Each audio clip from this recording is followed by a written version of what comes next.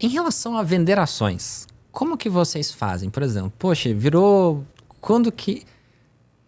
A ideia de vender ações é quando chega num alvo ou quando a empresa deixa de ter os fundamentos, ou não importa, é porque ela está gerando renda, está gerando dividendos? Qual que é a lógica por trás de vender uma ação ou não? Legal essa pergunta. Muitas vezes os investidores são levados a se autorrotular como alguma coisa. Eu sou holder, eu sou trader, eu sou isso, eu sou aquilo e é isso que eu sou. Então, o Barsi, ele é velho investor, com algumas pitadas de holder. Então, o que acontece? Quando a gente monta posições, a gente não monta posições pensando em quando vamos vendê-la. Não existe uma coisa do tipo, sentamos, conversamos e, vale tanto, nós vamos comprar tantas ações a este preço, quando chegar neste alvo, vamos vender. Não. A gente sempre analisa as empresas de acordo com aquilo que ela nos remunera. Então, o nosso filtro, a gente sempre busca atualizar o preço teto das nossas ações. O que é isso? A gente estabeleceu um filtro inicial de só olhamos e só temos na carteira ações que têm condições de pagar consistentemente 6% ao ano, só em dividendos ao ano, né? 6%. Mas é muito pouco, inflação? Não, é porque 6% só em dividendos, sem tirar, obviamente, o componente de valorização. Qual é a fórmula mágica? Por que a gente olha isso? Quando você se coloca ali um limite, ou seja, uma rentabilidade que você busca para o seu objetivo, automaticamente você consegue encontrar uma margem de segurança. Então, o que a gente faz? Pega o histórico, pode ser 5 ou pode ser 10, o histórico que você se sentir mais confortável, de quanto essas ações pagaram em média de dividendo por ação. Então, a média foi R$1. Eu vou lá, eu divido pela taxa esperada, 6%. E aí eu encontro, obviamente, o máximo que eu poderia pagar por essa ação para que ela me remunere em troca 6% ao ano. Então, a conta é muito simples e é muito fácil de você ir atualizando isso. A gente pode ser atualizado, inclusive no AGF+, é atualizado automaticamente, em tanto o histórico quanto o projetivo. Então, aconteceu alguma coisa, mudou alguma coisa no lucro, o dividendo, obviamente, é corrigido. Consequentemente, o preço teto também é corrigido. Então, é assim que a gente toma as nossas decisões. Quando que acontece a venda? Então, algumas hipóteses. Primeiro, erramos. Cara, analisei mal, fiz um movimento incorreto, às vezes fui levado a comprar, inclusive por causa de dividendos, e acabou que a ação era uma pegadinha. Por exemplo, como aconteceu na Oi. Bart já teve Oi, vocês sabiam disso? Não. Em 2012, na época em que era ainda uma das campeãs nacionais, em que se acreditava muito... Pesquisem, campeãs nacionais. Vejam quem eram as campeãs nacionais. Oi, JBS... Clube das Empreiteiras, Grupo X, todas elas deram muito certo, inclusive. E a Oi na época... Fica a dica. A Oi na época era uma dessas campeãs nacionais e prometeu, ainda especulava-se sobre a capacidade financeira, sobre a solvência da empresa. E um belo dia o executivo disse no call, é o seguinte, nós vamos pagar neste ano 2 bilhões de dividendos e pretendemos pagar 8 bilhões de dividendos nos próximos 5 anos. Algo do tipo. Falou em dividendo, né? O olho cresceu. Fez umas contas lá, 2 bilhões, tal, legal. E já pagou esses 2 bi, vai pagar mais 8. Vou comprar. Montou uma posição ali. Não era muita coisa, mas, era uma posição. Nem vou me lembrar agora quantas era faz tempo. Montou. E aí, cara, o negócio não tava cheirando muito bem. Eu acho que começamos a perceber que era mentira. Era mentira e o cara, na verdade, estava usando o caixa, distribuindo todo o caixa restante. Meu Deus. Para desovar mesmo as coisas boas da empresa, tá? Alguma tempestade estava por vir. E aí, por algum motivo, em 2014, a ação sofreu um repique bem forte. E meu pai falou, não, agora é hora de vender. Eu vou vender, se desfez e assumiu um erro. Então, assuma os seus erros. Não fique colocando dinheiro bom numa empresa que você já sabe que quer sair. Então, às vezes, o cara fica na esperança de, vai fazendo preço médio. E ele deixa de aportar naquelas empresas que dariam bons resultados, que é o feijão, de novo, o feijão com arroz, né? Isso eu estou dizendo para boa parte dos investidores. Para o Barsi não se aplica porque para ele 20 milhões é dinheiro da pinga, então... Mas você acha que ele foi enganado? Porque telecomunicações faz parte do BEST, né?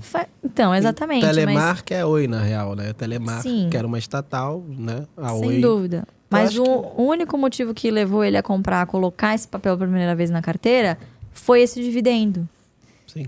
O que a gente olha sempre não é esse dividendo extraordinário, essa empresa tem capacidade de continuar pagando isso? Entendi. Porque eu não tô olhando para daqui 5 anos, tô olhando para daqui 20, 30. Pô, eu preciso de empresas que me deem essa estabilidade, que tenham essa coisa previsível. Entendi. A Oi não tinha na época. Então era um negócio meio que queimando as coisas, né? Queimando caixa. Então, foi um erro. Então, admitir erros é muito importante. E às vezes, quando você assume os seus erros rápido, você evita grandes perdas e grandes traumas também. 2, perda de fundamento. E isso, às vezes, não é tão óbvio. O Trapar foi um caso desse. Era uma ação que a gente tinha há muito tempo na carteira. Inclusive, foi a minha primeira ação. Então, tinha um elo afetivo, né? Que é difícil, às vezes, de você se desvincular. Verdade. Então, a minha primeira ação da carteira... E a empresa começou a tomar algumas decisões de diversificação de investimento que, ao nosso ver, começaram a se desviar do propósito da empresa, né? Então, logo quando ela comprou a Extra Farma, eu me recordo, nós participamos da assembleia que aprovou a operação e não me lembro se meu pai foi contra ou, enfim, se manifestou, falou, olha, tudo bem, posso até votar a favor, mas... tem certeza? Poxa, varejo de farmácias, né? Eu converso com o pessoal da Raia Drogasil. Não é um negócio tão fácil assim. Não é simplesmente você chegar, abrir uma farmácia no posto de gasolina. Não, a farmácia ainda tem um elo em que... o cara vai na farmácia do bairro, em que ele conversa com o farmacêutico. E o cara, às vezes, até fala dos remédios para ele pede conselhos. Tem esse negócio meio bairrista. Não é assim, o varejo não é simplesmente assim, o cara compra de qualquer lugar. A marca importa... Você não vai comprar remédio no mesmo lugar em que você vai, abastecer o seu carro. Mesma coisa no mercado, Eu nunca entrei na farmácia do mercado. Eu gosto da farmácia do meu bairro, enfim. E eles compraram, gastaram uma grana nesse investimento e não deu muito certo. Logo depois, tentaram comprar a Liquigás em um acordo muito esquisito, em que se não desse certo, tinha uma multa, uma penalidade ali, um pênalti que eles tinham que pagar. E não deu certo, tiveram que pagar. Então assim, Cagada. muitas decisões de investimento e a gente falou, cara, não tá me cheirando muito legal, excelente empresa, mas minhas decisões de investimento tomadas ali, a gente não concordava, vendemos. E não é porque somos, prever o futuro. E realmente a empresa degringolou. Logo depois, agora tá o quê? R$11. E era... Todo mundo tinha o Trapar na carteira, no meu case de estudo. Complicado. Então, 2, perda de fundamento. E às vezes, cara, isso demora ano. Nesse caso, foram uns 2, 3 anos até a gente tomar a decisão de se desvencilhar da posição. Até para não vender tudo de uma vez e acabar com o papel. E terceira, uma decisão estratégica. Por exemplo, Itaúsa.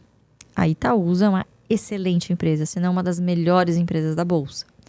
Mas, nos últimos 2 anos, foi muito transparente em dizer... Não vamos não vamos pagar dividendo. Esse não é mais o DNA da empresa. Pelo menos pelos próximos 5 anos. Mas algumas coisas me levam a crer que não vai ser mais o DNA da empresa. Pelo Falaram tipo alguma coisa de recentemente, negócio. né? Que acho que vão voltar a pagar alguma coisa do tipo, né? Parece que o que for da alienação de XP, talvez eles distribuam, porque tem a ver com o Itaú, enfim. Mas sai do fundamento ali, né? Mas a diretriz da empresa... Você percebe que houve um direcionamento estratégico diferente. E tudo bem. Antes. Tudo bem. Então, a empresa mudou seu direcionamento. Talvez não faça mais sentido ter uma empresa que se autodeclarou que não será uma boa pagadora de dividendo nos próximos 5 anos. Então, não faz sentido essa empresa, eu insistir numa empresa, né, para minha carteira de dividendos, em que eu não tenho essa previsibilidade que... E se nos 5 anos ela continuar falando, então, deu muito certo, eu realmente não vou pagar dividendo.